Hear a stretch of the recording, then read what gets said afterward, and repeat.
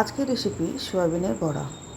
প্রথমে দিয়ে দিলাম আমি জোয়ান, এরপর দিচ্ছি আদা কুচি, কালো জিরে, নুন, মিষ্টি, হলুদ আর একটু গরম মশলার গুঁড়ো। এরপর দিয়ে দিলাম একটু হিং আর কাঁচা তেল। সয়াবিনের মধ্যে দিলাম ক্যাপসিকাম, সয়াবিন কুচি, বেসন, অল্প একটু জল দিয়ে ভালো করে এটা মেখে নেব। দেখুন মাখা হয়ে গেছে। এরপর দিয়ে দিলাম সাদা তিল। এরপর ছোটো ছোটো বড়ার আকারে গরম তেলের মধ্যে দিয়ে দেব। আঁচটা থাকবে মিডিয়ামে। উল্টে দিলাম, একটু ভালো করে মিডিয়াম আছে নাড়াচাড়া করে একটু ভেজে নেব।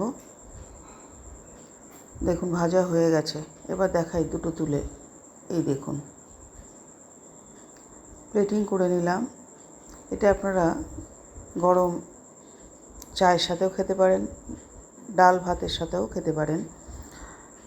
কোনো প্ল্যান করে করিনি, এটা ঘরে সয়াবিনটা সিদ্ধ করা ছিল, সেটা দিয়ে চটজলদি বানিয়ে নিলাম। আপনারাও করুন, এই বৃষ্টির দিনে কিন্তু বেশ লাগে খেতে।